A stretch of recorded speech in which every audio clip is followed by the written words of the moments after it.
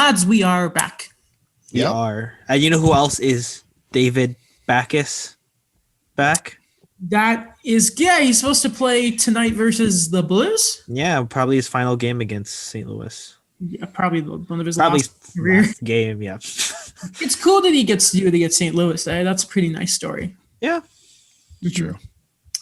I forget that he was the captain until I saw that earlier today, where it was like, oh, his last game against the Blues, and you realize, oh yeah. And then you think back to when Boston signed him to that contract, and it just never sort of worked out. Right after Jimmy Hayes, I remember that. Oh, God, Jimmy. Weird stuff.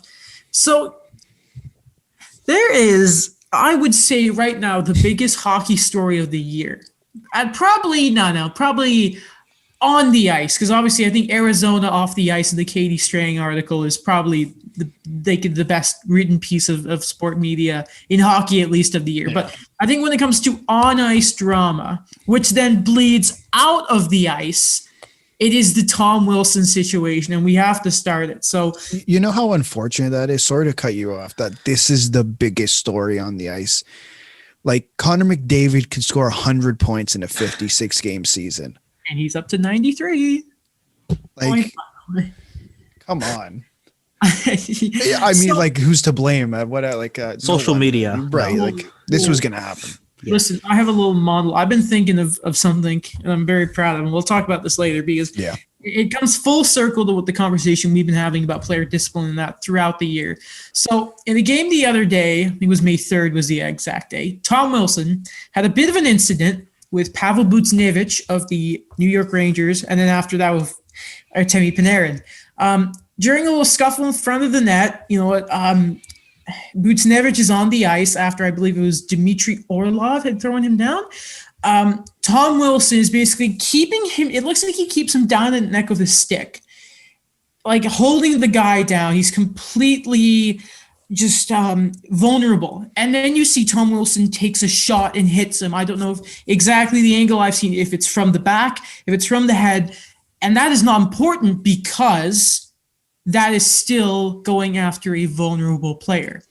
Now, after this, Artemi Panarin basically jumps on Tom Wilson because he's there to defend his teammate, his friend, and all that. And after that, there is it's like a wrestling match. But it's not even like, it's kind of like, you know, when like you and your friends get in like a crappy fight and it's like winter and you're throwing each other all above the snow. And Tom Wilson just manhandles Artemi Panarin. He throws him onto the ice when Panarin doesn't have a helmet on. As a result of this, actually Panarin will not play for the rest of the season. He was even taking some shots at Panarin while he was still having his gloves on, by the way, Wilson. You can't call it roughing. I don't know what you can call it other than dirty a mauling. And as a result, from Tom Wilson, who is, whether the NHL want to say it or not, is a repeat offender, has had multiple suspensions, lost a lot of money from it. 5 suspensions, is it, Alex? Yeah. A result of all of this was given merely a $5,000 fine for the roughing on Pavel Buchnevich. So there's a whole cascade of things that happen after this. But first, let's look at the simple fact that the NHL chose only to give a $5,000 fine to Tom Wilson. Again, the stuff with the Rangers and all that we will get to in a second because it has just been a carousel of earth-shattering news. And Alex, I'll ask you here first because you have been the most vocal on this podcast about player safety. I want to bring up the wrestling part you brought up there is 100% accurate. Just the way Tom Wilson acted after when he was in the box, just so wrestling, but whatever, that's besides the point. Like I thought it was suspendable. Just before I get in, like I think I want to clarify a couple things because every time I hear about it's the media, whatever, like it's just mind-boggling the way it's been covered. We are talking about Tom Wilson, the hockey player, not the person. Let's just make that 100% clear. We are not talking about Tom Wilson, the person. I don't know what he's like outside of the ice. Number 2, are we all in agreement that Tom Wilson should not be kicked out of the league? No. Okay. just work, then we're good. Because I just want that to be on the record that this is what we believe. I don't think he should be kicked out of the league. I think there's actually such a small number of fans who believe that, and some media members are jumping all over that for clickbait, but that's my opinion. It was suspendable. I thought it would I'm not even surprised though. Are either of you surprised by the outcome of this? Not really. Like, it was about to happen. He was going to do something like this. But at the same time, it's just the one thing that really does bother me, and we've mentioned so many times, it's just that accountability really from either side. And I don't know if, Adam, you want to mention this after. It had more to do with the Washington's Twitter. Oh no, we'll get to that. We'll get to that. Okay, but mention it now. Go ahead, because it was pretty bad. Yeah, I think for me that was my initial reaction, because I was watching the game and then it was already something where it's just one of those plays where it just makes you stop and think that did that actually happen, and was that allowed? Like, why did something like that just transpire? And then it's like the Capitals just doubled down on it with their tweet. I've had the give of it coming over. So it isn't even the other Caps player that pushes him down, by the way, Pavel Kuznetsov. He kind of hits him, but then Wilson kind of plants his head, or like Buchnevich period, down to the ice too. And yeah, so the Washington Capitals Twitter account, I don't know what you call this kind of new meme where it's like it measures. I can't explain. When you guys explain exactly, I'm not a big. Okay, I'll try to do my best. With something where it's supposed to be something where it's like a certain range that you show of something, and it's supposed to be like, I don't know, like a funny kind of thing, but. Like if it was a Powerpuff Girl, it'd be like 1/3 sugar, 1/3 spice, 1/3 everything nice. But honestly, like for me, it's just because like one thing is shout out to Michael Russo from The Athletic. He was one of the first guys to said this is so disrespectful. So and what it was there was like a very small portion that said best goal scorer in the league, which was dumb. There was a section that was like blah blah blah blah, like just kind of, I think it was supposed to represent fans just. Yeah, like the rent-free thing, yeah. Yeah, rent, and then there was the rent-free stuff, which is just such a terrible saying. I have it up if you'd like me to. Yeah. Remember. Sorry. Yeah, no. I'm just screen. Yeah, bring it up in a much better way of visually saying, like trying to explain this. You go ahead, okay. Alex, am I allowed to? Yeah. Go ahead. I have it on. Remember last week when saying rent-free wasn't cool? Okay. It was such wonderful times. So there's like an inch that's like, best goal scorer in the league. There's like the head being like sheesh, whatever. Like, and then a majority, like 90% of this line is just rent free, and it's like that like drawn man cringing type of thing. Yeah. And it was deleted very quickly, but naturally everyone screenshotted it. I didn't even see this one. Really? Never mind then. This is the one that really bothered me, because when I was watching the game and then I checked Twitter, this is the first thing I saw because Michael Russo commented on it. I'm like, Washington, what are you doing? If you don't know what we're looking at exactly, you can always check out the YouTube feed version of this show to check it out. Exactly. Great plug. Plug. Mm-hmm. So,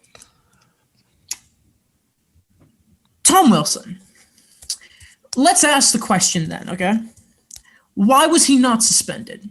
And I have a bit of a theory on this, and it's really annoying when you start listening to like Hockey Central and it's like, oh crap, they're making the same point. I don't want to seem like a ripoff here. So the NHL, in my opinion, has a massive identity problem. And that is, there are technically what Tom Wilson did to Artemi Panarin, and I'm being very careful here, is within the rules of the NHL technically. Because I don't think they are. The league, see, this is the problem, is there is a divide in fans. There are the old school sort of viewership that see this, that these just complete circus shows of wrestling matches were a normal thing. And the problem is, new age fans, we're in an age where these younger players that sort of come in are more the fine skating, finesse, deeks and dangle type players, right? And that's what fans Like, there's a difference between face punch, flip suplex, and just a fight. And the problem is the NHL are still trying to, and you see this reflected with player safety, that they still want that bit of violence.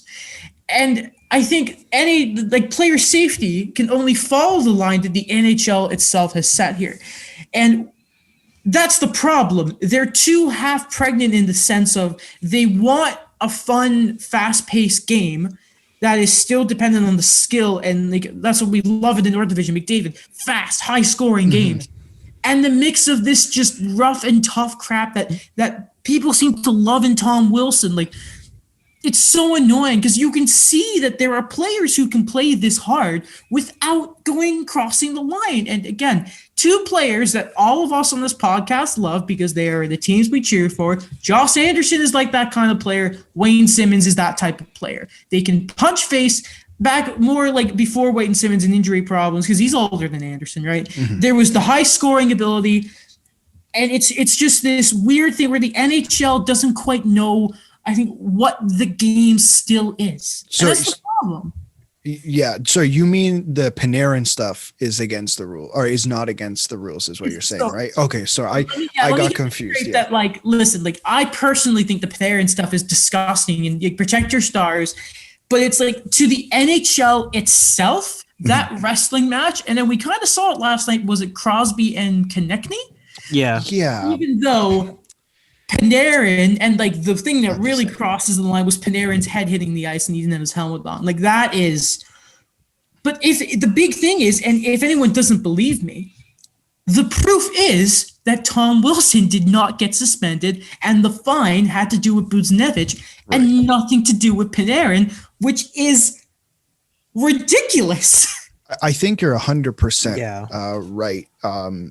And like, I just to build on that point, I think at this point, what the league needs to do, because I don't think what's going on is good for anybody. And there's no stakeholder in this situation. The fans, the league owners, the players, that there's just so much confusion. So let's fix this. You go to the table in the summer to the PA and you say, you know what? Let's rewrite this rule book the way we want it. Because to be honest, there's no reason that the three of us should have the same conversation 100 times a year. Can either of you explain to me what goaltender interference is?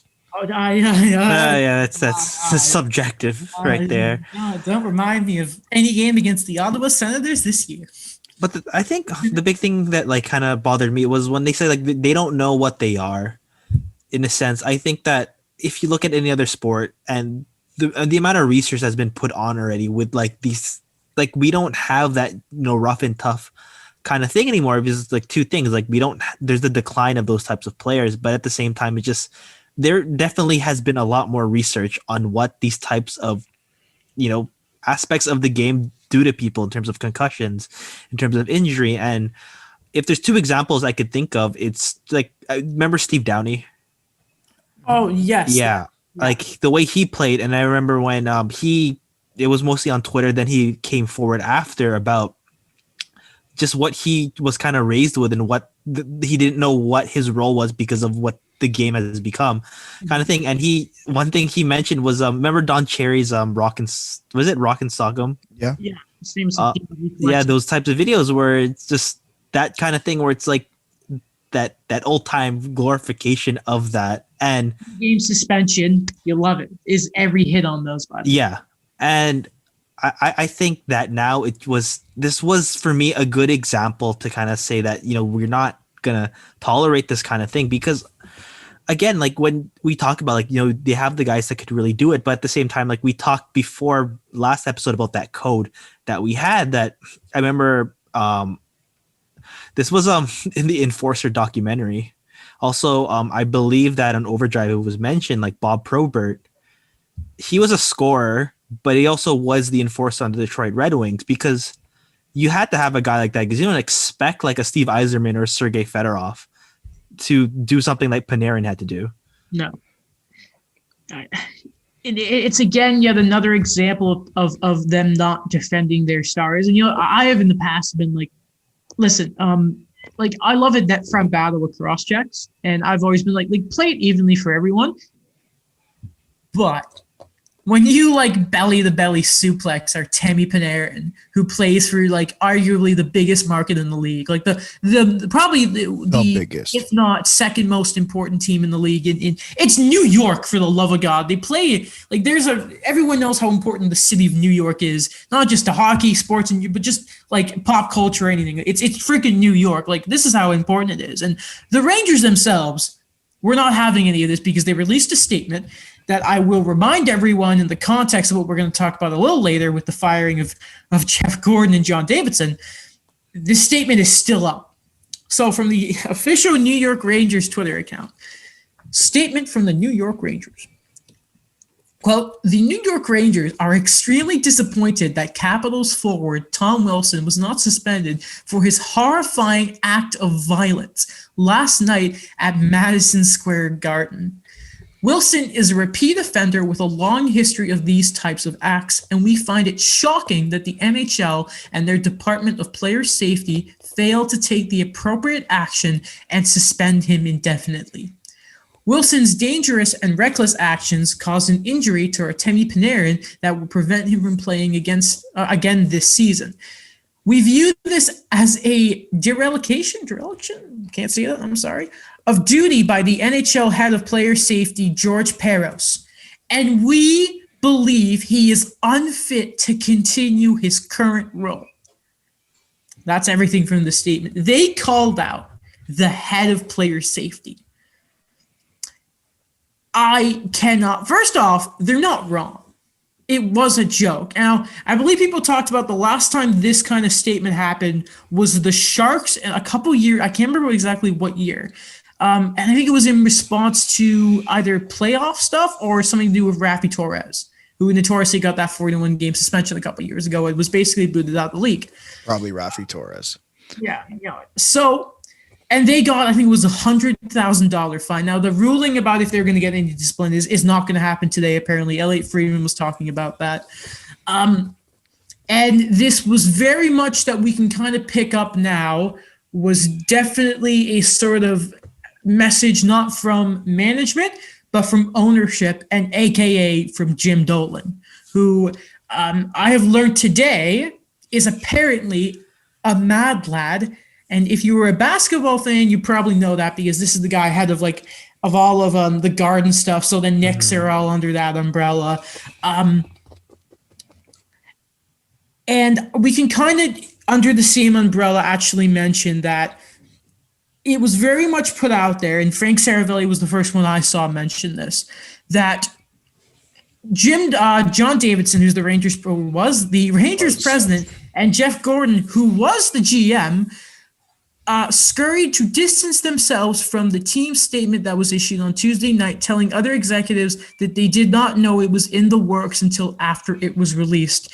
Now, earlier today, Gordon and Davidson were fired. Now, it was very much said that, and Friedman has sort of also elaborated on this, that it did not have directly to do with the Wilson statement. Again, it's been very much said it's an ownership thing, not management. But apparently that Tom Wilson was the straw that broke the camel's back in terms of the way the Rangers are now. Apparently, Dolan was not happy with the way the Rangers are playing this year, even though the New York Rangers are being screwed right now by the playoffs because they have more points than the Habs and the Jets, who are playoff bound. And I will remind you guys, how long ago did this rebuild start? And Jim Dolan has basically said, nada, we don't love this. A team that is still rebuilding, and Tom Wilson has pulled a Pecorine against the Chicago Blackhawks and has now made the Rangers fire probably one of the best GMs in the league and a pretty stable president. Yeah, I think it was a weird thing for me too, because a lot of the articles that are coming out, a lot of what people said when they look back on things, like there was the speculation already there where it was kind of inevitable that Chris Drury was gonna become the general manager ever since he retired in 2011. They were saying like this is the future GM kind of guy, which I don't understand. He played the majority of his career with Buffalo, but anyways, yeah. But the thing is, it was a weird thing because when you mentioned what this rebuild has been for the Rangers, I know that the early 2000s with Messi and Brian Leach's like last few years, or Mike Richter, that was a bad team. They got Yager, they tried to do something, they just tried to buy their way out of it, and then they managed to find a team, through ironically Henrik Lundqvist, who they bought out in 2014, has that finals run. But I think they went into this rebuild thinking that okay, we have the high picks, we have. I think they got lucky with certain parts where like they got Adam Fox for what they gave up, like a second and a conditional second. And again, these guys are like in their early 20s. Like Kaapo Kakko is only just turning 20 now. And I don't know what they kind of expected from this team, what they thought they were going to be. Because I think they've exceeded expectations based on the type of players they put around on Artemi Panarin. Like these young guys are still doing what like any rookie would be. Like it would be excusable on any other team. Mm-hmm. Yeah, like I think everything Daniel said is right in terms of the firing. I guess in terms of the statement, I do think the Rangers statement is huge, whether you think it was good or whether I know I've heard different opinions on what the statement means. I think we have to remember that this is the most valuable NHL team, and they have pull whether you like you want to think about that or not. And if other teams are just as fed up as they are, knowing that the Rangers feel the same way and they might have your back, I do think means a lot. And the fact that they went public with it just adds extra pressure in a way to what is going on. And I think it was on Hockey Central, they said over under $100,000.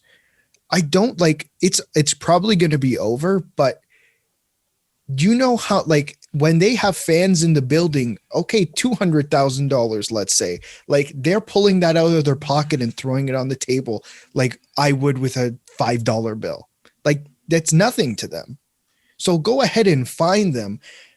Is this going to be an issue down the line when they have other things to deal with the league? Maybe, probably. But I do think that this statement is a pretty big thing. Well, I was thinking maybe it's going to be like $250K because that's what Arizona got for their sort of draft shenanigans. Yeah. And that's kind of messing with the fabric of draft. They actually did something wrong. That's what I think. Yeah. And the league, maybe it could even be more because the league you would expect are going to stand up for one of their own. I also wonder here, do you guys remember who Tom Wilson injured earlier in the year? Yes. It's Brendan Carlo. Now, there was some stuff I saw, I can't remember exactly who from, that apparently they didn't want to suspend Wilson for that, but apparently there may have been a thing higher up from Gary Bettman. Now, the owner you piss off there is Jeremy Jacobs, who is apparently the most influential owner in the league. Because he predates Bettman, I'm pretty sure. So if you not only have now upset the Rangers owner with Dolan, and if he can somehow join side with Jeremy Jacobs, and owners normally don't stray very far from Bettman to begin with, but those are all of a sudden two very important voices. Those are original six teams, two of your biggest U.S. markets, which are pretty important.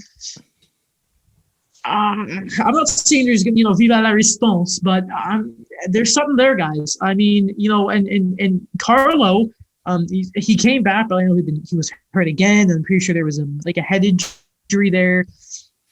It's silly. And yeah, so you mentioned Drury will be the new president and GM, which hindsight, it adds sort of more validity, by the way, the fact that this wasn't just about Wilson, it was about the makeup of the team, because they fought to keep Drury because there was that thought that he was going to go to Florida. Mm-hmm.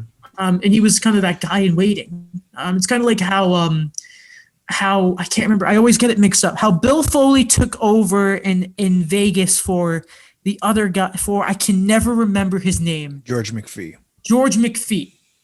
There's always that guy in waiting. So good for them. Like he'll do a good job, but then you also wonder, oh boy, how much influence is there going to be from the owner now that they like gotta have their guy, yeah.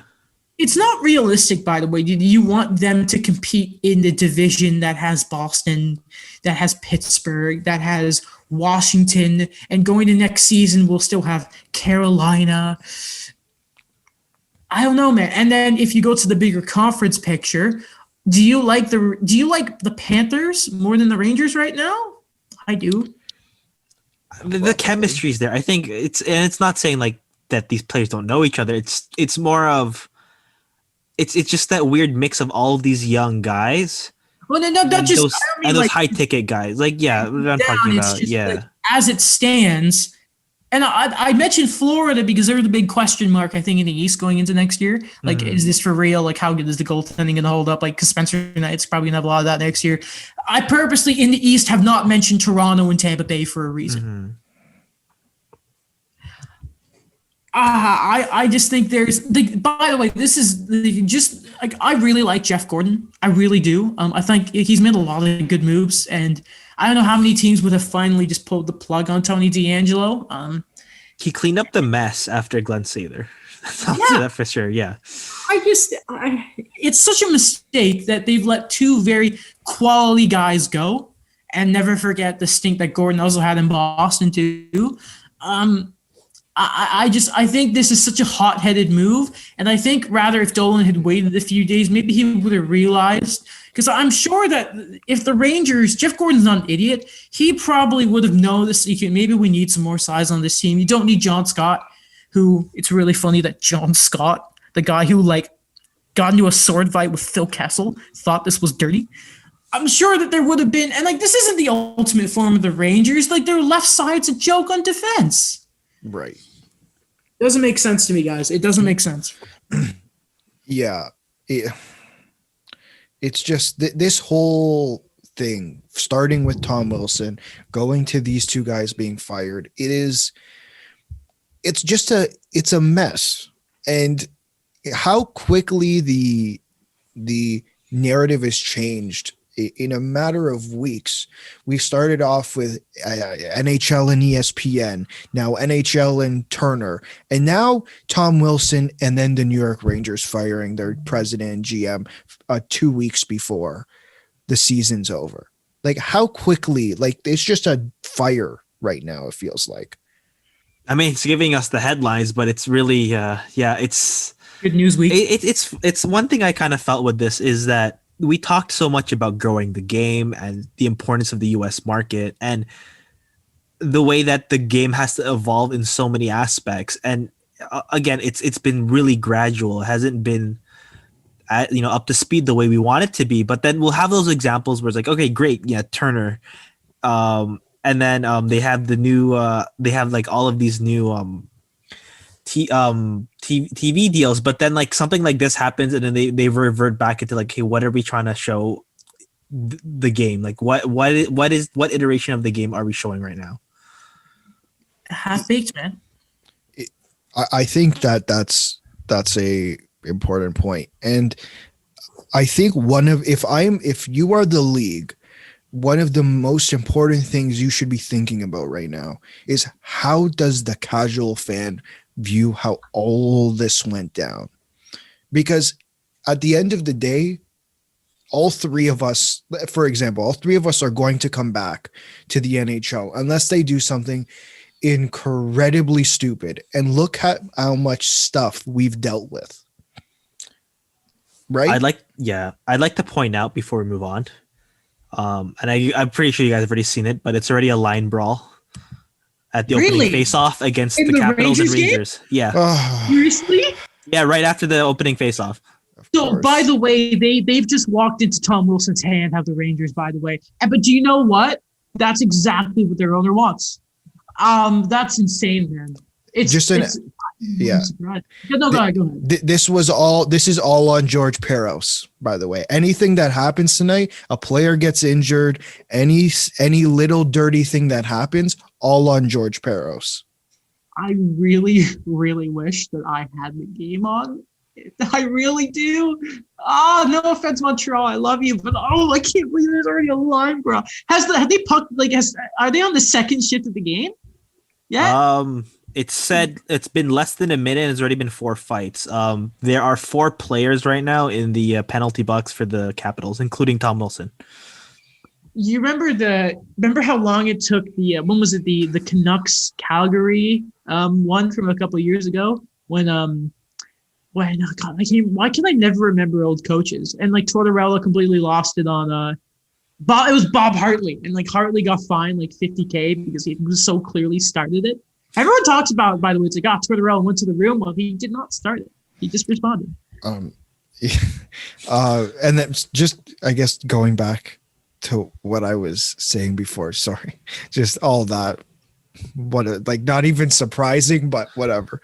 I think the casual fan in this case is the most important because the league has to answer this question: why should I tune in to your game instead of the NBA, instead of the MLB, instead of Major League Soccer? Now, this is the point we're at. Why should I tune into your game? Exactly. You know what? You said it earlier. It's like we've lived through a mystery playing team winning the lottery. We have been through, between the three of us, a team of ours have not won a playoff series in how long?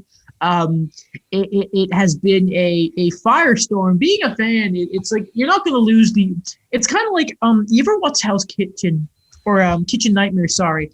And it's the restaurant will have like 6 normal customers and they're all like senior citizens. And it's like, well, I don't want to lose the revenue I have. And Gordon Ramsay's always like, man, forget about the old farts, he would say. I have respect for the elderly, unlike Gordon. He's a good guy. With the it's okay. Anyway, but him on the show. You don't worry about that older fan base. You need you need to bring the new fans in, because if you don't have that youth, you're screwed. It's a representation of the NA.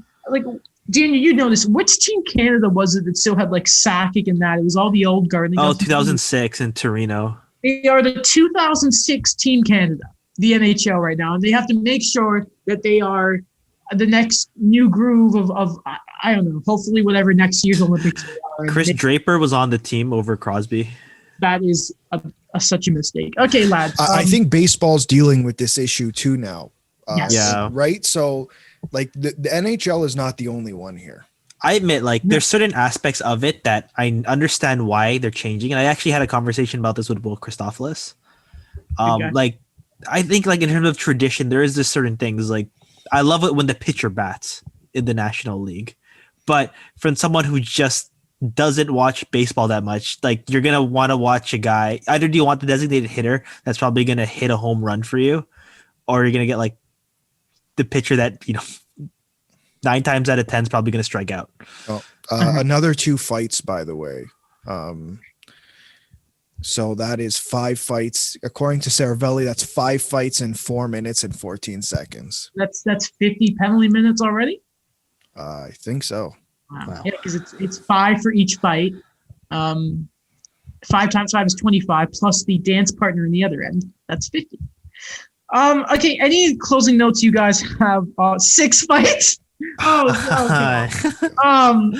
God, this is something. Starting with Alex, any last notes on the Rangers and how silly they are? Tom Wilson, how he should probably be suspended or anything like that. The floor is yours. The last thing I want to say is I'm done. I'm past the point of blaming just George Peros anymore, because the league knows what they're doing. He's had a job in this specific position for almost 5 years. It will be 5 years in September. Wow. This is if you don't want to figure out the rules and you don't want to create proper definitions or create proper boundaries, this is now on the league. Indeed. It is. The New York Rangers. Daniel, any last notes you want to say? I am just disappointed in the decision, in everything that's happening, even what's going on right now. Again, earlier today in Overdrive, they predicted this. Jeff O'Neill kind of went, to the extreme end of this, where he mentioned Todd Bertuzzi and Steve Moore. but I don't know. Like we'll see. Yeah, we'll see how that kind of goes right now. If this game is like wow, like the way it's been going on right now, if someone's actually gonna take a shot on goal properly or something, but. Again, like I've defended George Peros in the past. Maybe it's just the Mighty Ducks nostalgia right there. I but won't let you do it anymore. Yeah, I won't. Yeah, I can't do it anymore. It's inexcusable, and it's just I don't know. It's for the amount of I guess exposure that player safety gets now, where they're on social media, where they give us updates, they give us the angle to angle videos now. It feels like it's just all for nothing. Unfortunately. I'll ask you guys this, over or under. I'm going to go 8 fights, over or under. Oh, over. Over? Daniel? Over. I'll say 11. 11. Yeah. What do you think, Alex? How many? I was going to go with 10, 11. Oh, my. I'm going to go, it's caps off at, I think there's only, I'm going to go under. I'll say there's only 7. So there's one more, and that's it. I'd say 9 because okay, we're all going over. It's going to be... No, 8. I'm going to go 8 because Tom Wilson will get out the box. He will fight again. Then he will get out the box probably for the second period. Fight, that'll be his third one. He'll be thrown out the game. And then we'll all be fine. You know who the Rangers could have used right now? If you say Brendan Lemieux, because he would not have fought Tom Wilson. Okay. And even if he did, he would have been destroyed. But it's not his dad.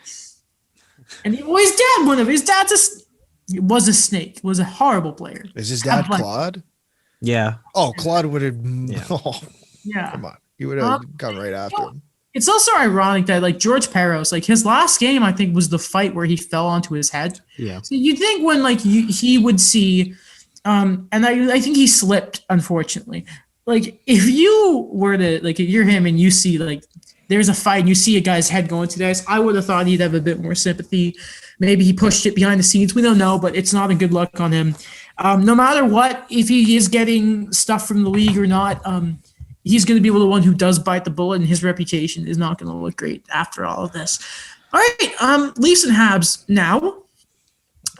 They played again the other day, Thursday, I believe it was. The week is so lost. This time, though, the Habs take the win thanks to another overtime winner from Cole Caufield. He is, I had my notes, I've lost them, though. I think he's the first player in history to have back-to-back, like his first 2 goals be overtime winners or something like that. And like the third rookie to ever have like 2 straight over. It's a ridiculous feat. Anyway, you'll love to see it. And I guess for that game, first off, your guys' thoughts. I thought it was pretty even. The third, I thought like Toronto, until like the extra man came on for the Habs, I thought they did a decent job of like keeping Montreal out and really denying like the rushes on the other end. Yeah. I thought it was an even game. It was back and forth. I think I put in the document as fun but stressful for anyone who is a fan of either team. Yes. I thought it was difficult to see Foligno go, and we'll get to that later. But other than that, I thought the rest of the game was very entertaining. Mm-hmm. I think there's I think with the Foligno thing, the one thing I liked about it was because he got to the crease, Montreal's crease, and then Josh Anderson just gave him a bit of a hug. So I think that was okay. Former teammates right there. But I think the second thing was like what Alex said, like the back-to-back. It was a very exciting game. The only thing is Montreal's tying goal. I think it was exciting from the fact that it came in the final minute, but just the angle of it and Phil Deneau's shot, that was just really deflating for me because that was savable. See, I don't know, because what you have to remember is Suzuki's been shooting from where he made that pass all year. It's a play that Burroughs has used in the AHL. I saw this clip where like Yannick Valneur in the AHL scored it. I think everyone thought Suzuki was going to shoot there, and Deneau just got like, listen, there's some stats I want to talk about later, and Phil Deneau's kind of under there. The guy doesn't finish. Like, would you have liked him to had it? Yeah, but I think at the same time, Campbell made a lot of great saves all night. Like, I think the goaltending in that game was definitely not a story in a bad way. Like, I thought they were really, really good. Like, I thought that was more of a compliment. Like, again, everyone looked at Nick Suzuki and thought this is going to be a shot from out there, and maybe there's going to be traffic in front, rather than pass it down to Danault and he sort of jams it in. Ugly goal, yeah, but I mean, it's net front. That stuff happens. Anyway, though, so what happened with Foligno? Because I completely missed it, and then all of a sudden he was gone. Something with his leg, right? I'm not entirely sure where he got hurt. There was no incident that, like, I think it was kind of just a fluke thing. There was no hit or whatever that I had seen that it looked like he got injured. I don't even know exactly what it was from, but yeah, it did look like his leg was bothering him. Mm-hmm. All right, so looking at the overtime itself, though, I definitely want to have some time on this because it was a bit of a mess. Montreal. So people kind of, before we go to individual chances, people have been very upset about the way Montreal play overtime games because they kind of wait for their shot and rag it. I want to remind you guys, remember how they lost their first 9 games that went past regulation? They're not playing. They're playing it safe now. It's because, like, if they played the exciting OT style, they wouldn't win. I'm not gonna lie, like Caufield, like he had obviously, like Jeff Petrie was the star really on both those goals. Like he made wicked passes on both, and they were both sort of like Caufield comes out of nowhere and he's got the room, and he has the ability to shoot and score the way he does. But before talking about Caufield, because you're damn right we're gonna spend time on that. Tyler Toffoli had a breakaway, he missed. And then there was the 2-on-1 with Marner and Matthews. And hold on, did you say 2-on-1? Podcast. No. 2-on-0. It was a 2-on-0. Well, 2-on-1. The one was the poor goalie. Not poor though, because it was very much a thing of Marner should have shot the puck, but he thought, "Wow, overtime against the Habs. Let's try and get Austin his 40th." And Austin wasn't expecting the pass. I think it was there. Yeah, I wouldn't be expecting that pass either. By the way. A bit too much cheese on that one, yeah. That's where the extra pass is not needed. There it is. Like how many times have we talked about that? Not even with just the Leafs. Just there's some times that the guy makes the extra pass and it's like, why? You don't have to do it. And it feels like Marner's like in a way, he's like the expert at that because when it works, man, it looks great. But he was too Canadian on that play. I don't want to shoot you. Like, no, you take it, yeah. Like the All-Star game, it's like, I don't really want to score this, so they give it to Buddy next to him. It's like, no, you take it. It's not great. It's not great at all. Matthews will hit 40, by the way. Like, that's going to happen. He's going to score 40 goals. And then the moment he scores that 40th goal, take him off and let him rest. That's load management. Yeah, I mean, like, you literally gain nothing from playing him. Like, you should rest him now, but at the same time, if I had 39 goals, I'm getting the 40th. Like, I'm getting it, guys. Mm.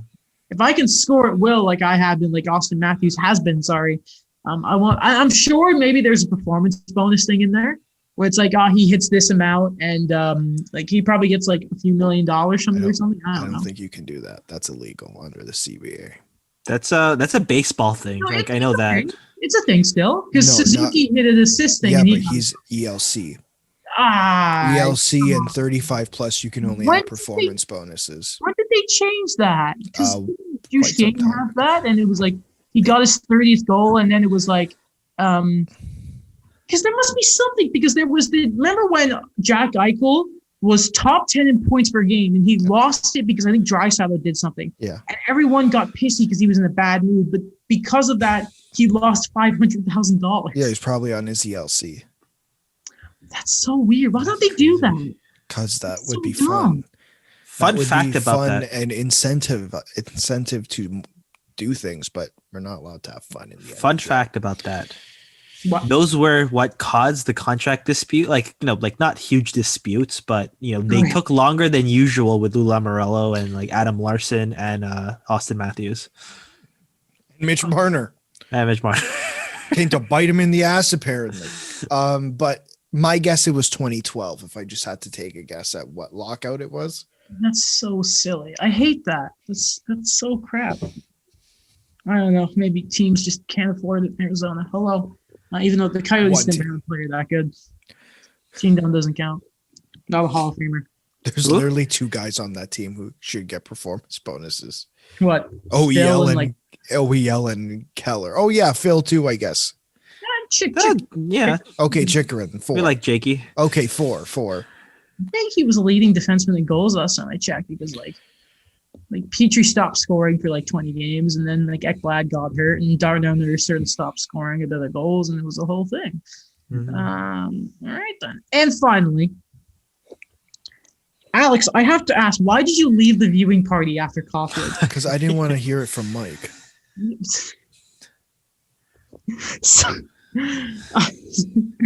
anyway, though, I keep forgetting which team Mike likes. I don't know. Why don't you ask him? Like I don't know if he scored before, but we should congratulate Shane Pinto because I believe he just got his first NHL goal. Well, that's going to go under the radar because there's going to be 12 fights tonight. But he just signed out of the NCAA. Shouldn't happen. Unfortunately, Ben Sherratt lost his man, and the Habs are now losing. But they beat the Leafs thanks to the short king in the north.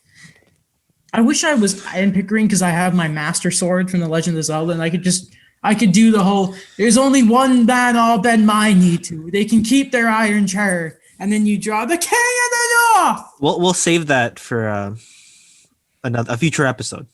Or we'll just add that, like, you just film yourself and then we'll add it to the episode. The king in the north. The king. It's just the best thing ever.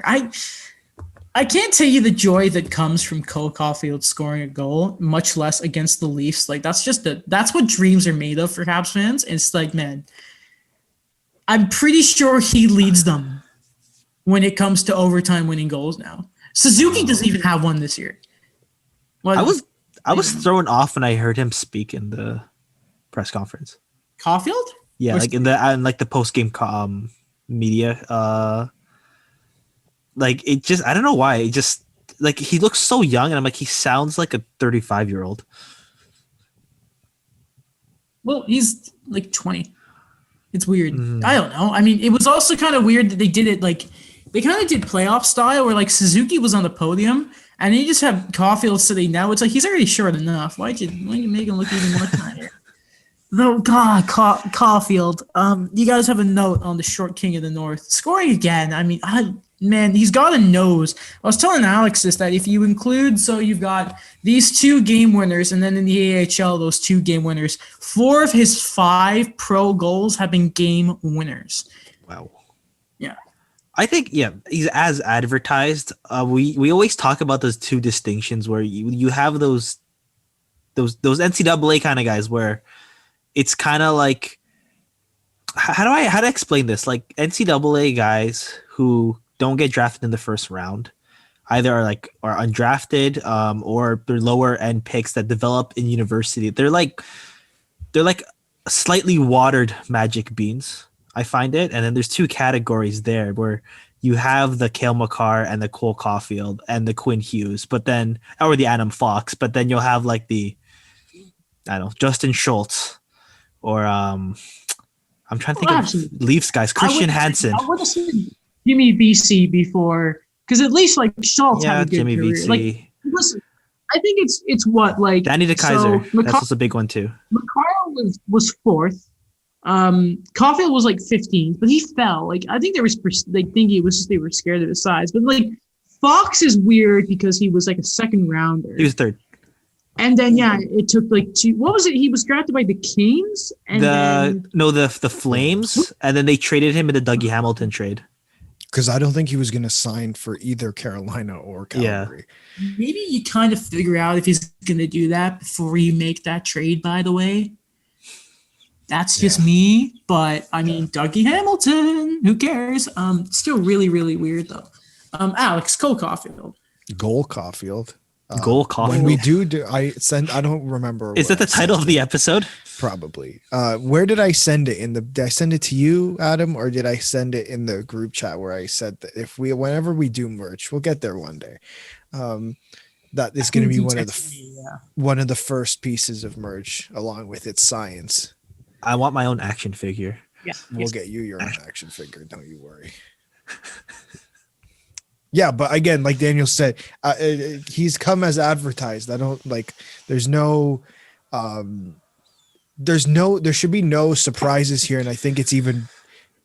I think we're seeing that because the Canadiens, and I think I brought this up last episode, that they're putting him in positions to succeed.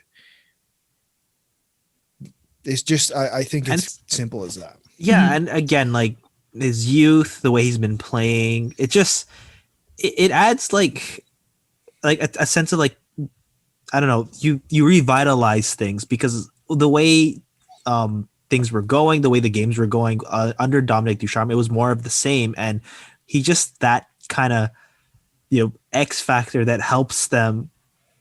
I don't know, like in a weird way, like have fun again or just loosen up. Mm-hmm.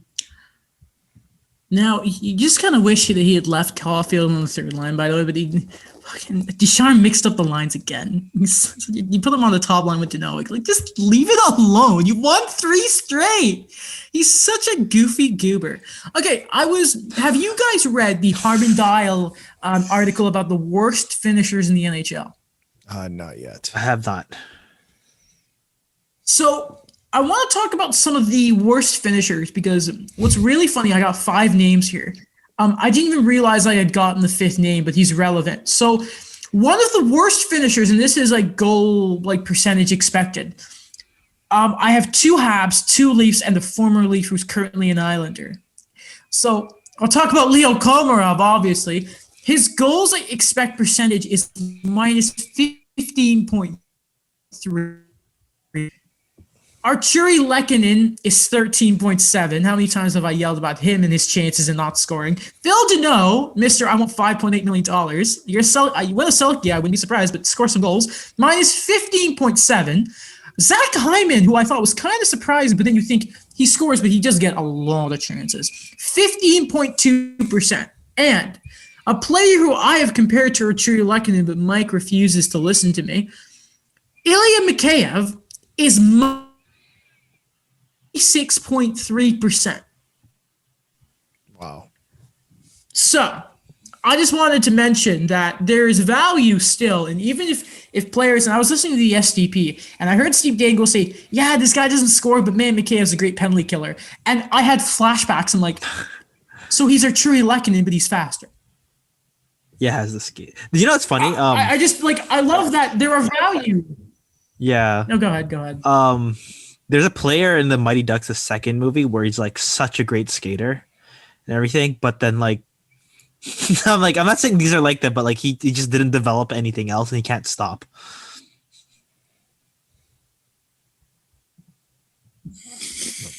Oh. I just wanted to mention they're really interesting. It's just, man, those are guys that like you think, man, once he's putting that buck in the back of the net, but they're not because it's just that's the way they play. Listen, because I'm not in my normal place, I don't know how stable my internet is because it just said it's unstable. So we'll see how that goes. Michael Hauser, Buffalo Sabres goaltender, has won his first 2 games. He stopped everyone in the shootout last night. What an incredible story. A rookie at the age of 28. So my question is, guys, how long do we give him the Calder Trophy? Oh, no, he's too old, isn't he? He's too old. No, they have the rule now. Yeah, never mind. Yeah. But what a story, eh? It's those type of things. It's those type of things that the Sabres need right now. I think that for what's been going on for them this year, it's just a good story. Also, this guy for some reason, I remember he was like a 2000 NHL NHL 12 like legend. This guy like always developed into like something, and like. I don't know. I'm happy it's happening in reality now because I remember when he was a prospect and I think there were issues with like his height, or there were issues where like how was he going to develop and everything, and just to kind of see, because I remember he was on Florida for a bit, and it's an exciting thing. Alex, it's not the first story around the goaltending in Buffalo. I meant to mention this for weeks. Tokarski had his first win since his father passed away for the Sabres earlier this year. But then it's been like Ukko-Pekka Luukkonen is done for the season, the young guy who they brought up to start playing. But Hauser, the Buffalo Sabres goaltending. Yeah. It's good stories surrounding just such a messy year for the Buffalo Sabres. On one hand, like I'm very happy for, obviously I'm happy for Mike. Anyone who gets to play in the NHL, like you should be immensely proud of yourself. Mm-hmm. But I'm also happy, like I think the Sabres have been through a lot this year. 18-game losing streak, massive COVID outbreak. So for them, for this back end of the season, to have a good story, I know it's Dustin Tokarski and it's Michael Hauser, and it's not the biggest thing in the world, and we still don't know what is happening with Jack Eichel, but at least it's something. Mm-hmm. Now, I was joking with Alex the other day that, you know what, Elliot Friedman had purposely mentioned, I think it was on Headlines to Start, that the Cats were getting impatient with Evgeny Kuznetsov, who had sat out the other game and now was on the COVID protocol list. Was really interesting. Mentioned in 31 Thoughts, the blog. I haven't listened to New Up podcast, so I don't know if he mentioned it there. And I had joked before some of these new reports came out, what about if like the Flames have their problem child in Monahan, Kuznetsov is there, and we have a Monahan for Kuznetsov deal. And it was just kind of like we laugh it off, like that's not going to happen. But then all of a sudden, reports come out that apparently, and I saw LeBrun say that he would not be surprised if in the offseason the Caps listen to offers on Evgeny Kuznetsov. Now, he's had some what do you say about behaviors? Incidences. He was caught with a substance on video, then told the IIHF to test him. He was then tested and found positive for a drug. He is now, I think he has a suspension, I think, in international play. Yeah. So if you look at projected rosters for Team Russia, he's not there. So I'm just saying, guys, when there's a 1-for-1 in the offseason, I'm telling you, Kuzi for Monahan's going to happen. Wow. You think Brad Treliving wants to deal with that? Because I know. Like they already have enough, I guess, like uncertainty or or not current instability, but pending instability, because I don't know what the Flames are going to do in the offseason. Mm-hmm. But Milan Lucic just helped them. He said he's going to waive. He's going to waive his no trade clause, so he's unprotected by the Flames. So they get to nice guy, one extra player. Yeah, like Seattle's not taking him. I'm sorry. Like this is no offense. Do any of you think that Seattle will take Milan Lucic? Apparently, it was one of the moves he did because they would have to expose like Andrew Mangiapane or Dylan Dubé. So listen, that now. I don't care if it's Milan Lucic or fourth line center in the AHL. I'm not taking that contract. It's a nice sentiment, but there's a difference between Marc-Andre Fleury waiving his and Milan Lucic, who has had, I think he's definitely had a revitalization in his time in Calgary. Yeah. However, his contract sucks. Yeah, and bad. Listen, if you're Seattle and you're going to flex your cap muscles, if he wasn't waiving it, you could kind of convince the Flames in the scenario. Like maybe you could try and figure something out, and then Lucci's like, "Oh, you don't want me? I'm going to leave." But I mean, like his contract, if he waives it now, there's no leverage for Seattle to say, "Okay, I'll take it." If you give me some little gubs, some sweeten their gubs, but no, again, yeah, not taking it. It's just. Given what the Flames there is a lot of promise there, and apparently one of the reasons for the expansion draft too, and the trade rumors, that was why Sam Bennett was traded, according to Sportsnet. Another spot right there, but again, I don't know. It's weird because Kuznetsov is just I don't know how to describe him. Like he is an amazing player, but he's not the solution in Calgary. So then let's get off my fantasy trade thing. It's just because there's been noise around Kuznetsov, we know. But I mean, what is that? And they haven't been afraid to make the big trade. We look at the deadline with Jacob Verana. But the thing with Kuznetsov is he has term and he makes $7.8 million, and he is a good player, but there have been some dips and some inconsistencies with him. Well, you have to ask yourself, what is Evgeny Kuznetsov in terms of like, are we all on the same page in terms of, is he a number one center?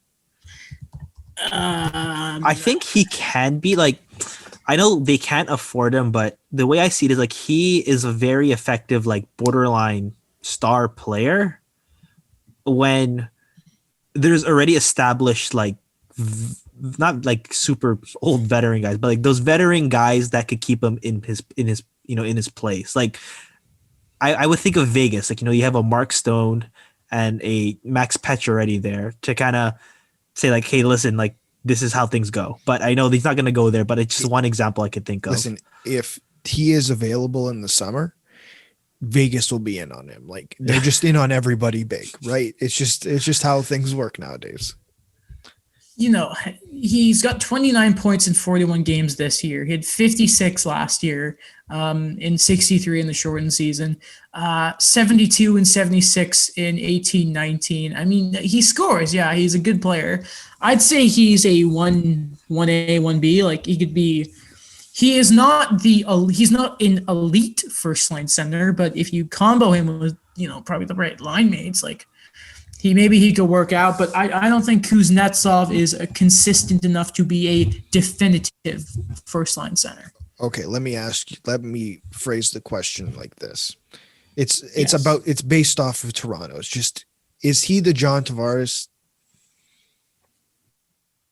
or is he more than, like, I think, to maximize him, that role. And I think we should make it clear, you are not saying that he is John Tavares. No, I'm just, that's not what I'm doing. There. I just the example. That's all I'm doing. Just want to make that really clear. Thank you for doing that, because I feel like I don't know. That's not what I was doing. Oh my God, no. He's like, I don't know. I'm thinking of like, I think he would fit really well in Pittsburgh if this was 6 years ago. That's very good. Yeah, maybe. Well, not the money, but yeah, I think, yeah. By the way, just quick thing, congratulations to Joel Edmondson for scoring, I think, his like second goal. 1-1 with less than 30 seconds to go. I just, like let's think of who's a team, like, you think maybe, think of it like this. Think of Kuznetsov behind Matt Barzal. That could work. Right? I think of Matt, Kuznetsov behind Ryan O'Reilly. That could work. Zibanejad. I just don't like him on his own. The Rangers need a centerman. And if they want to, is that the move? Is that the move in the offseason to deal with?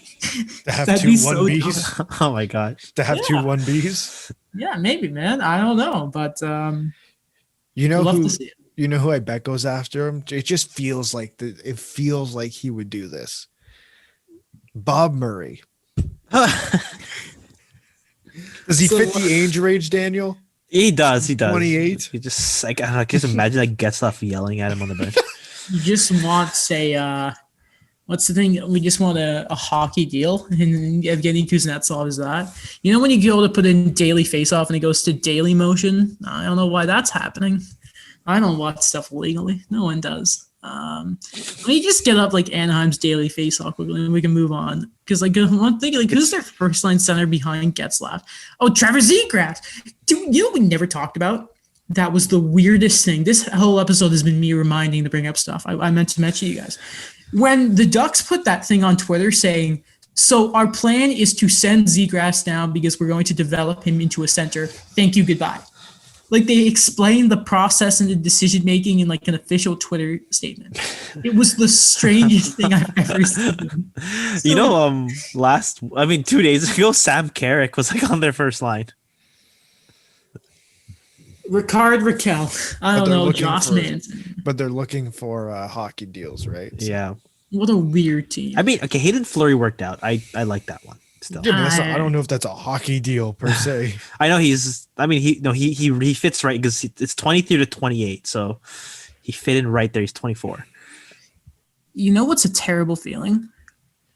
When you had your show notes and then you see a folder has magically appeared on your desktop saying relocated items, and you get scared because you realize you don't know where your notes are, but you've just found them. But then you also realize you did not save it properly, so I now have to improvise that thought, and I'm pretty sure it was thought number 20 in the 31 Thoughts blog. Yes, it was.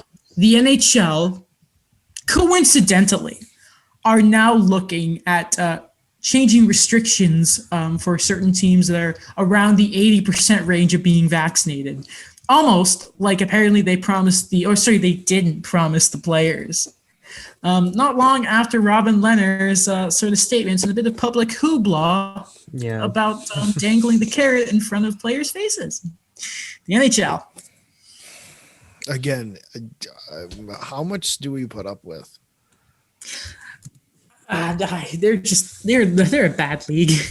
It's an unhealthy relationship we have with them, guys. The NHL? Yes. Us and the NHL, I don't feel we like have a pretty unhealthy relationship. As fans. Yeah, they keep don't coming like us, back. but yeah.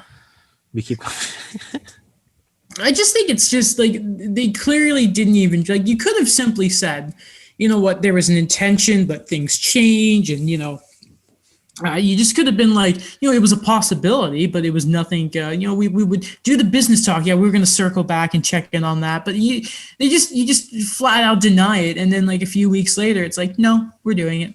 It's there every time I hear someone from the league talk, I don't get a proper answer.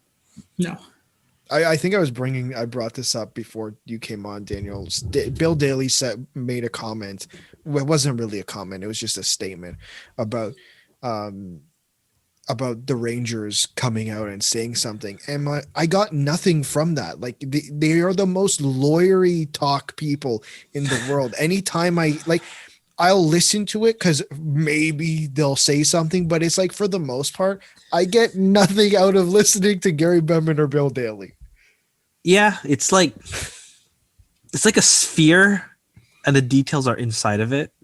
But it just, when you try to get onto it, you just keep sliding to the next side. They're putting highlights of the Rangers game up right now, and it's just Lars Eller fought. You love to see it. By the way, Larry, this is just like the image of all the play. The shot has 6 capitals in the ball, like no social distancing whatsoever. Ridiculous stuff. Mike retweeted something and said no social distancing or something like that, and I replied with, I just tagged Doug Ford. Oh god, yeah, the Timbit. He goes, where's the social distancing? What a joke. Come on, just gotta tag Doug Ford so he sees it. Two quick things, one on the Leafs, one on the Habs that we will quickly mention here. The Leafs have signed a KHL forward, a member of the Gagarin Cup champions, Kirill Semyonov. I don't know if I said that right, but Kirill Semyonov, Alex. Listen, it happened while I was working. I got home, took a shower, and started this podcast. What I can say about this signing is it's just continues the pattern of what they've done in the past in terms of they're going to have to keep signing cheap guys who might make an impact in the NHL. And if they don't work out, trade them to Columbus, Daniel. Can I tell you a funny story before we get to this signing? Sure. Barabanov's on the first line on the Sharks. Yeah. And he has, 5 points in 6 games? Yeah, he's been good. He's earned it. Yeah. No, so, I mean, again, it's... I was a big Nikita Shoshnikov fan. So I don't Stanley mind Cup it. champion Nikita Soshnikov. Have some respect. Yes. I love Ilya Mikheyev. So it's just another depth signing where it's a guy where, it reminds me of like the Anton, Shlabishlev or Nikita Gusev, where maybe, remember him? He was also taken in like the Vegas draft. Who? Gusev? No, Anton Shabishlev. Yeah, he was for Edmonton, right? Yeah. So you never know what these guys like. They're pros. He's 26, so fits somewhere. He's a guy. And listen, there's worse. It's a free player, a free flyer, as they would say. He's top 9, top 9 potential. I don't know. Top 9. Low top. Low top wait 9. Bottom 6. Okay. To play, let's see him play a hockey game first. Meanwhile, You want EA Sports to watch this man play a hockey game? Come on. Yeah, I'm not. I haven't checked to see if Caufield's in that game yet. Probably not because they hate life. And the Habs have now tied the Jets for third in the division. Hopefully they can pull out this game against Ottawa. And I think the Jets are playing the Flames tonight, if memory serves me. Yes. So we will keep a battle on the third place in the division. And I will ask you guys right now, your gut feeling, who does make third in the division? Will it be Montreal, or will the Jets get themselves out of this downward spiral? If I had to, it's not the way I want it to end, because I do want Montreal to finish fourth. I think that one Leafs Canadiens playoff series would be really good. I do think it's going to be Montreal who finishes third. Just I think the momentum is in their favor in this case. It just does not seem to be working whatsoever in Winnipeg at the moment. Mm-hmm. Yeah, I think when you think about the adversity aspects of what the teams have been going through, I think Montreal is further along from there. And when I compare these teams, I think, a lot has gone on with Montreal, with the injuries, with who's been out. They've been able to, find a stride without Carey Price. But when I look to Winnipeg and, Connor Hellebuck's not really looking too hot all the time, like they don't really have another alternative to that. Or if they have that really, really solid top 6, they don't change it up too much. Like, as much as, we don't like Dominic Ducharme changing things up way too much, Paul Maurice likes to keep his things really consistent, even when they're sliding. You also talk about adversity. And what's funny? Allen, I think he plays game 25 tonight, which ties Carey Price with all the injury stuff. Like, you can see how trusting it is. What's interesting is adversity. The Habs have dealt with injuries, a head coach firing, an associate coach firing, a goalie coach firing, the goalie coach saying that the GM admitted if the goalie wasn't good, he was going to get fired. There's been some shenanigans in Montreal. Jonathan Drouin's been something else they've been dealing with. It's been bad. And individual players like Tatar and Danault just not playing well at all to start the season. Of course, picking up here in the back half. Okay, before we go, I wanted to bring up one more stat line for you guys. Okay, so I have 19 wins, 6 losses, 2 overtime losses, and a .925 save percentage. Should this goalie be in serious? Would you give this stat line, this goalie? I know who it is. Would you give him your Vezina vote? Not like a total finalist, but would you put that guy on the ballot? Yes. Wait, Okay. say it again. Would you put him on your ballot for the Vezina? No, say the 5? stats again. He has a 2.25 goals against average, 19 wins, 6 losses, 2 overtime losses, and a .925 save percentage, which is the best save percentage of his career since 2012. Holy crap. Yeah, I'd probably put him on my ballot. I don't know if I'd have He'd be him as third. my winner. Can I just remind you that that's a .925? So that's Mike Smith this year. Yeah. Mm-hmm. I did not realize he was that good. He's not going to because Vasilevsky and Fleury, but I did not know he was having this good a season. I remember he was at .919. I was like, that's well above league average, but he's an Olympic champion. And with that, we draw today's episode to a close. I thought that was fun, guys. This was fun. So, if you like the show, again, check out YouTube and that. My YouTube channel, Daniel's blog, Alex's blog, Daniel's stuff for the Hockey Writers as well. Danny Heatley article, good stuff, as well as for the Eye Opener, because you're not going to see any more Eye Openers from Daniel because he's graduating officially. Congratulations. Thank you.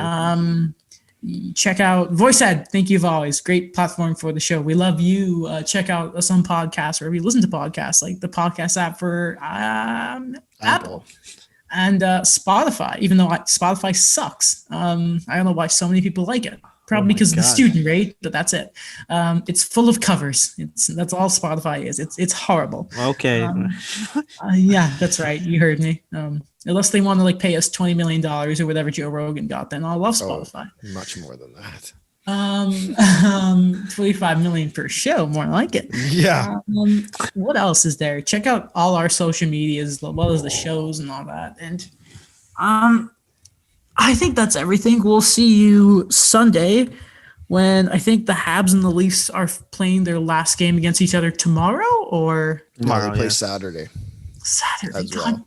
Yeah, by then the season's almost done. Yeah, the Leafs would have to have 2 more games, so guess we'll be wrapping the regular season up. And then we put up our playoff hats on. Yeah, we do have to make all our official brew. Etsy, and then the last thing, just a quick update on who has actually clinched a playoff spot because it has changed since the last time we did the show. The Preds and Stars are the last race.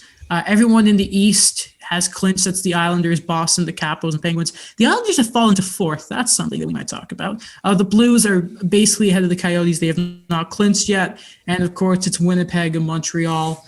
I want to say the Habs get 3 more points. I'm pretty sure they're going to clinch, but, like, they're legit. The Flames are 10 points behind. Like, it's wrapped up.